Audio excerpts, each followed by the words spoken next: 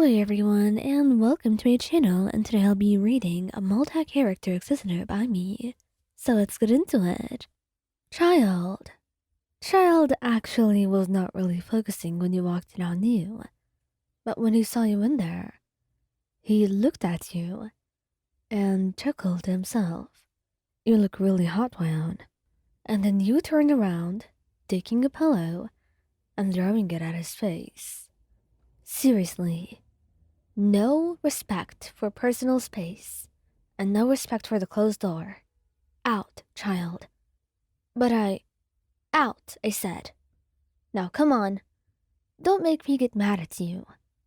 You say, and you can't help but laugh, nodding and raising his hands up in defeat, walking all the way back to the door. He never really wants you to be mad at him, but it was funny to see you get all riled up like that.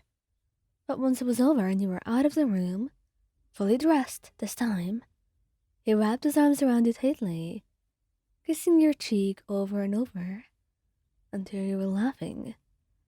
He can be truly like a puppy sometimes, with the way he shows his love. And as much as you would call it a little bit too much sometimes, you would never really be sick of it. You loved him too much for that anyway, and he was truly special to you. You want to be able to show him that you love him in a way that he can understand and in a way that is clear. And right now, as you kissed him gently, looking into his eyes, he wrapped his arms around you a little bit tighter, pulling you even closer. And it's safe to say that he's not really embarrassed about what happened, and neither are you. There is nothing to hide between you two. And the two of you don't really have that much shame to go around. Not when it comes to each other, no. Wriothesley actually did not mean to walk in on you and see you while you were changing. But it just happened, and could you truly blame him for staring a little bit? Absolutely not. Unless you would, which you did. You looked at him and started yelling. Wriothesley, do you have any shame? Seriously, standing there and staring at me like that while I didn't notice? I can't believe you. Well, you better, because I really am staring. I'm going to count to 3, and if you're not out by then, I swear I will punch you, and not even you being mirror-pied would stop me. You say, and he laughs loudly at that, but he actually heads out, because he does not want to face your wrath at all. And once you're done, you're pouting, and he decides that he can't really have that, can he? So he wraps an arm around your waist, pulls you to his chest, and kisses your cheek. Come on, darling. Surely you can't be so mad at me for loving you, can you? It feels a little bit too cruel. Well, it's not, Wriothesley. If you could stop teasing me for a little bit, you would surely see that this was impolite. Well, I'm sorry for not having any decorum, as you would say. Next time I'll be sure to be a little bit louder when I enter the room. Well, how about you don't enter it, if it's closed, you say. And he laughs a little bit more, kissing you to shut you up and see that pout away. And it actually works. A little bit surprisingly too well. But who is he to complain? He's happy to put a smile on your face and to stop you from complaining about his behavior, because you can truly see that you're not really that annoyed. You just want him to spoil you, and he's more than willing to oblige in that case. Neuvillette.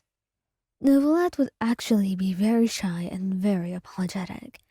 He didn't mean to walk in on you at all, but it just happened, and you felt very ashamed about it. Oh, I didn't know that you were changing. Please forgive me, Wyan. I did not mean to not respect your privacy or anything. Please, excuse me, he said, turning around as fast as you've seen him be, and leaving the room. You're not even offended. You know how Neuvillette was actually rather innocent when it came to things. And you have never actually suspected him of being perverted in any way. Besides, the two of you were dating, so there wasn't really that much to hide. But even then, his behavior was rather adorable. You couldn't help your heart melting at his words, or the way he quickly scurried away. So that's why you went over to him, wrapped your arms around him from behind once you were finally finished dressing, and kissed his cheek gently. There's no reason to be so shy, Neuvillette. I know you didn't mean to. Besides, you weren't staring or anything. You immediately laughed. So, please, don't feel so sorry. You've truly done nothing to worry about, he said, and he smiled, wrapping his arms right back around you. I'm glad you think so. I was worried that you would actually think that maybe I was trying to stare at you or something. Oh, please. I would never think that of you. Please don't worry like that again. And he will try. He really will. Xiao. Oh, poor Xiao. It's actually a little bit disastrous in its own way. But he's truly sweet, so you can't ever be mad at him. It is simply that once it happened, and he walked in on you, he gasped and looked away. Dear Rixlapis, I am truly sorry. I did not mean to breach your privacy. Please forgive me, Wayan. And as he continues on to apologize, you can only stare in pure bewilderment. Xiao? Xiao, please, just calm down. If you want to head out, that's fine.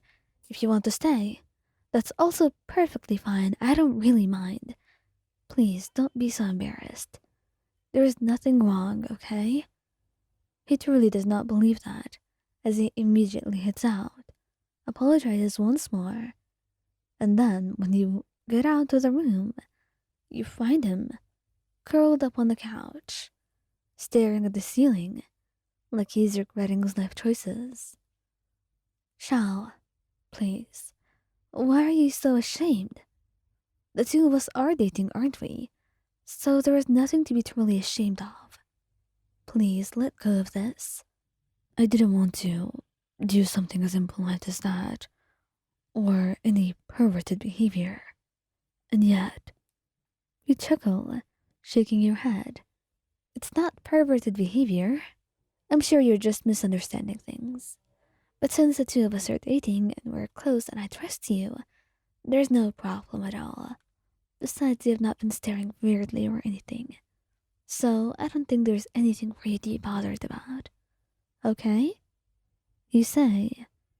And although he seems rather reluctant, he accepts your words and wraps his arms around you, burying his face into the crook of your neck and hoping he forgets about the events of this day.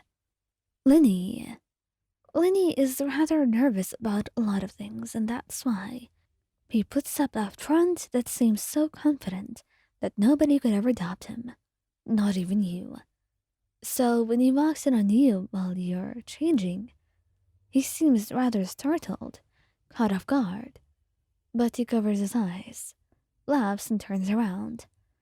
Well, that's a magic trick that I wish I could pull, he says, and you burst out laughing, shaking your head. You wish you could pull a trick to make me naked?